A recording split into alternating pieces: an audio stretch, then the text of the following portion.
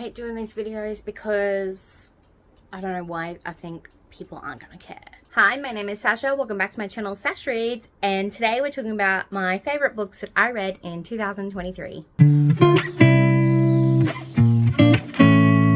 So 2023 was a huge reading month for me. I think I read 180 books.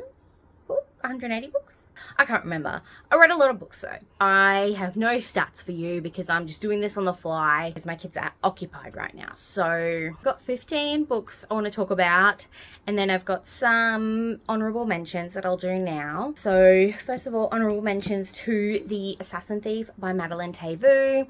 This is a debut from an indie author and indie publisher here in Australia. And this is about Telium, who was once the most feared assassin in all of Alcoria, but now she lives out her days in exile. She fights for dominance over her dark gifts, and I love Telium so much. She is such a morally grey character.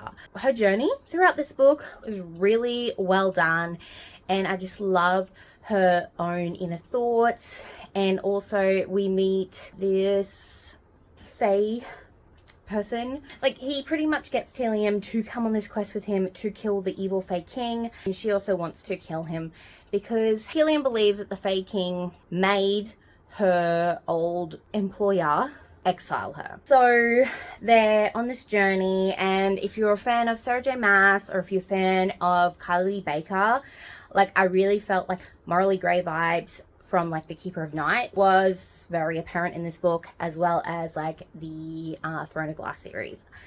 So if you like those two series, definitely pick this up. There's some beautiful artwork out there that I absolutely adore, and I had the pleasure of meeting this author last year as well, and we just had a really fun chat, and I'm very excited to pick up The Soul Thief because this ended on a cliffhanger, so I need to pick it up very soon. And then we have another Aussie indie author and publisher. We have Who Could Love You, Asta Price by Amy Jane Lahan.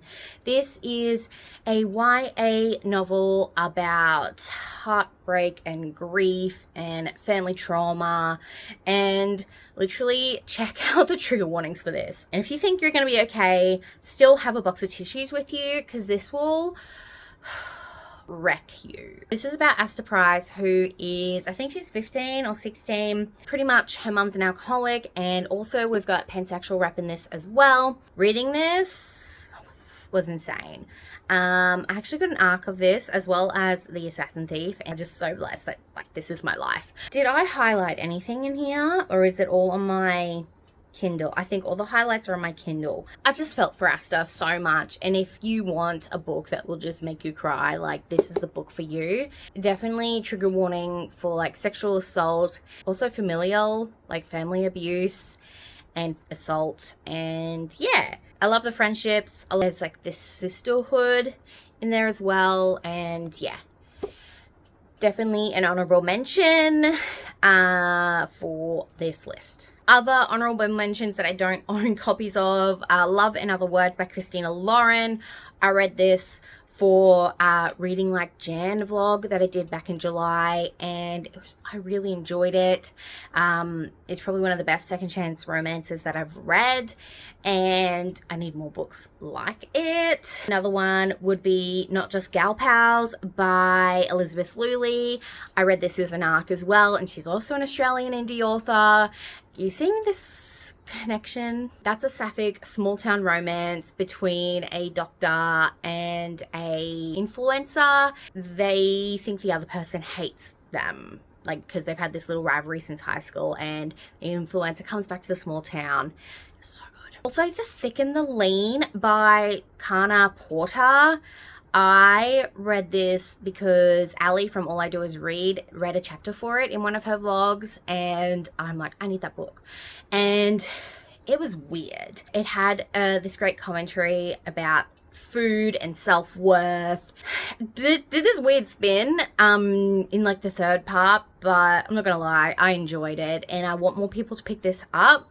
I definitely want to pick up more by this author because that was weird and I love the cover too. So one more I want to talk about is The Summer We Fell by Elizabeth O'Rourke. This gave me OC vibes. So if you liked the OC and you want to read a book that has so much angst, will make you like scream at the characters but also cry with them, this is the book for you. All right, let's start. I don't have an order, some of them do, but we'll start at the bottom of my list, but definitely one of the best books of last year. I'm going to say that a lot, I'm sorry. But Little Flies Everywhere by Celeste Ng. This was for the Baby Chaos book club that Shani over at Shani Books hosts. It was amazing. I can't believe it took me so long to pick this book up. This is a book on racism and families and just trying to fit in as well. And I loved how, because there's two different storylines happening in two different timelines, and I love how they both connected. She's just such a great author. The writing was just beautiful. Like once I read it, I immediately knew I had to give this for my friend because it gave me the Memory Keeper daughter vibes, which she had gifted me. So definitely enjoyed that. Next we have Gyo by Junji Ito. So this was actually a second chance for this author because I DNF'd Tomie back in 2022. But I'm gonna give it a go. I think I read it for Jan's 24-hour readathon, the Patreon one, back in May. So good. I loved the horror and yeah, baby. Next we have Delilah Green Doesn't Care by Ashley Herring Blake. I did have a copy of this book. I also have a vlog of me reading it. I then gifted this to one of my best friends because I just want more people to read this. This is about Delilah Green and she's coming back to her hometown to photograph her stepsister's wedding. She's kind of like the black sheep of the family. She starts something with one of her sister's besties, and like growing up, the stepsister and Delilah did not like each other and they just didn't hang out, and so Astrid's besties wasn't a really fan of Delilah either. So when Delilah was like, I'm gonna go hit on Claire, because Claire obviously doesn't know who I am. I love Claire. She is a curvy single mom, and I am a curvy not single mom. I'm a curvy mom. So I love this, and I cannot wait to read more in this Bright Falls trilogy and read about Astrid. I've already talked about those ones. If you could get me the top book over there, thank you. Next, I want to talk about The Poppy Ball by R.F. Kuang. I was very scared to go into this book because I'm not a big war fantasy girly, but this blew me away. So it does start off in like a school setting, and then it goes into the war, and trigger warning for actions of rape, like in the past, but like it shows you all the gory details of what happened after. Insane. And I'm very excited to get to the rest of the trilogy and read more by this author. Next book I want to talk about is The Kraken Sacrifice by Katie Robert. So this was a 4-star read for so long, even though I kept thinking about it again and again. And I was talking to Erin over at Shivers and Shelves, and she's like, maybe it's a 5-star read. And I'm like, maybe it is a 5-star read. The only reason I gave it 4 stars is because it's not long enough. I want more about Catalina and her beautiful Kraken. What was his name? Thane. That's right. I forgot. I also have got some artwork in this copy as well. Plus size rep as well. And it's about her marriage with Thane, who's a Kraken, and he's kind of standoffish and grumpy. Just the way their relationship grew over time, and just that both their like inner thoughts as well. I don't know, I just love this book so much. And I think I read this in a vlog. I did read it in a vlog. I will pop that up above because I read it with another book that's on this list. So yes. Okay, so the next book I want to talk about is a book that I put off for so long because I was hearing some pretty bad things about it. I don't know why I listened to that, because this book was so good. And this is Malibu Rising by Taylor Jenkins Reid. This is a really banged up copy because I bought it and then left it in my boot and sunscreen got all over it. But to be honest, that is totally on brand for this book. So this is a book that pretty much happens all in one day. There is some flashbacks in people's point of views, and it starts off with their house burning to the ground, and then it goes back to the start of the day and what happened between all the family members and other people who were at this party where the house burnt down. They're not all great people. They're kind of shitty, but I realize I love reading books about shitty people. I think I do have a vlog for this as well, so I'll link that. I think that most of the books that I really enjoyed, I vlogged, and I'm so glad I had the conscious to vlog, because I think I knew that it was going to be so good. Next, I want to talk about Madame by Sarah Kate. This is the finale in the Salacious Players Club series, and I was kind of scared about this book because I had just read the one before it about Daisy and Ronan, and I did not like that one. That one of the worst books of 2023. But Madame flipped and became one of my best books. Chef's kiss. Next, another book is The Graveyard Shift by Maria Lewis. This book, I can't stop thinking about it. It's about this girl, I can't remember her name. Look, I know, I love the vibes of it. I can't remember people's names, I'm sorry. She is this radio presenter who does the graveyard shift, which is 11 p.m. to 5 a.m. Monday to Friday, right? And she pretty much bases her show on horror movies, owes it to all that pretty much. And she's at this Halloween party where it's showing all the Halloween movies. She hosts it pretty much, and then she goes and does her graveyard shift, and she gets a caller. The caller gets brutally murdered on live radio. It's traumatic for the main character, obviously. It turns into this Scream-like story, and I was so here for it. If you like those 90s slasher films, you're gonna love this book. All these murders start happening, all kind of connected to our main character. She has a little relationship with the detective who's on the case. I just love Australian authors. Oh my gosh. If you don't read anything other than Northern Hemisphere, you need to check out the Australian authors, okay? Wolf in the Garden by Allegra Hall. This is a New Zealand author. It's a debut, and I devoured this book. I thought it was going to be this short, smutty novella between this werewolf and this human. Turned out to be almost 500 pages, but I loved it. I loved how it was an ode to New Zealand culture.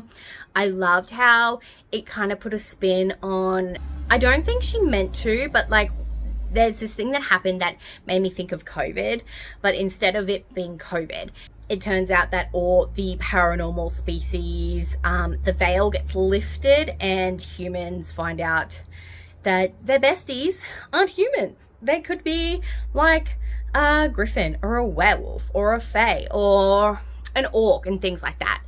So this is a second chance romance. The werewolf comes back to New Zealand. So he is American, and he used to holiday in New Zealand when he was younger, and now he's come back to New Zealand. We've got our main character, who you find out isn't actually all human.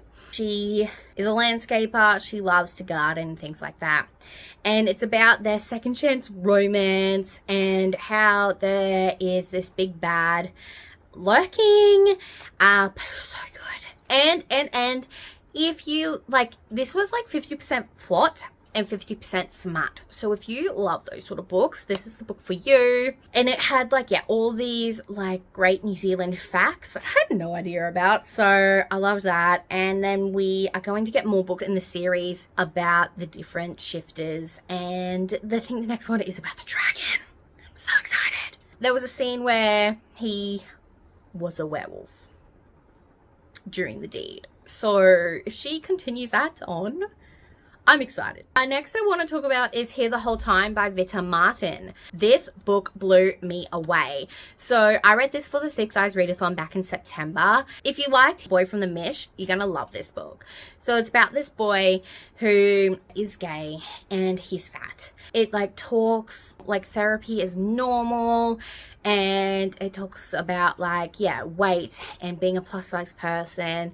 And it also talks about like friendships, and so good. And it's a translated work as well. I had no idea. Okay, so this is now my top 5 of 2023. Scarred by Emily McIntyre.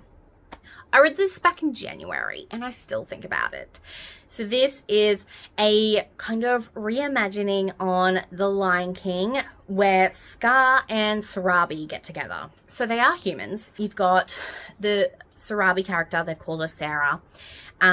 He's come to marry Michael, who is not the greatest king in the world, in that little area. She's come to marry him, but her agenda is really she's come to kill him.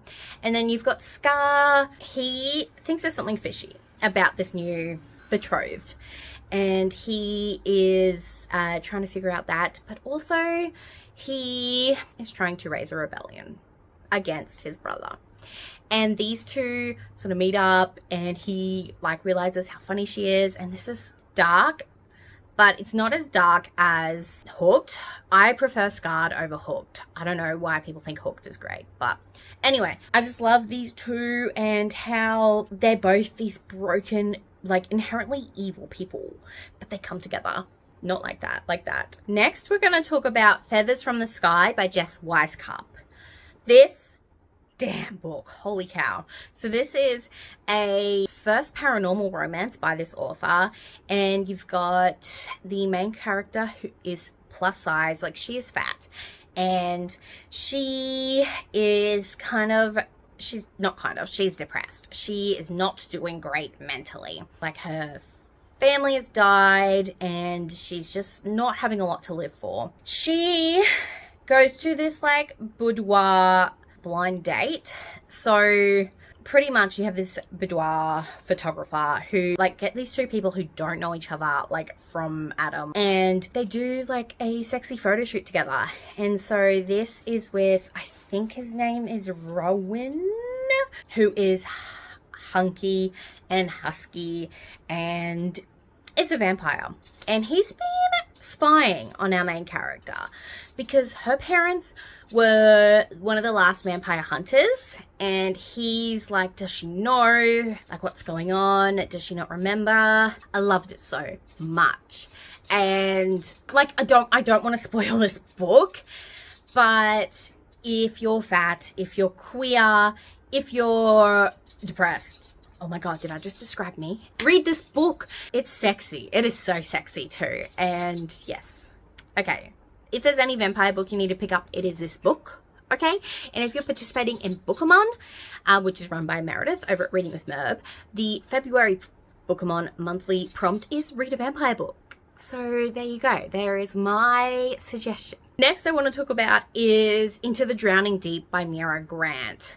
Holy cow. If you were talking to me around June, I think this book had me in a choke hold. So this is about this group of people who go on this like scientific expedition to find out why a previous ship was found in the middle of nowhere with no people on it and all bloody, because they're going to do a documentary because they think there's mermaids out there. So like they hire some fake mermaids and everything. Turns out you've got some killer mermaids in the ocean, and it was so good. I loved this book. I was living for these killer mermaids, and the writing was so good. And I did actually listen to Rolling in the Deep before I read Into the Drowning Deep, because it's like the prequel and it's about the boat that the book was looking for. So good. I want to get my own copy for it. I loved it so much. I'm like, Mum, you need to read this book. And she read it and she loved it too. So I think sometimes my recs are great. I need to like stop having imposter syndrome or whatever it's called. The penultimate book on this list I actually cannot talk about. Well, not cannot, I'm not going to talk about it because Even though in Australia it was published by an Australian company, in America it is published by St. Martin's Press. And right now we are wanting some accountability by that publishing company. I will leave the card down below if you want to research more about what is happening. But that's all I'm going to say about that. And then the favorite book of 2023 goes to Twisted Games by Anna Huang. I love this book. I love it so much. And I got to meet her and she signed it. I'll try that, lol. And this is the indie cover with Reese motherfucking Larson. I love him so much. This is your princess bodyguard trope, and it's about Reese and Bridget, who you meet in the first book. And I always tell people, like, you need to read the series, but, like, skip the first one or just trudge through the first one to get to my love. I don't think he can do any wrong. He is the most down-to-earth out of all the Huang men.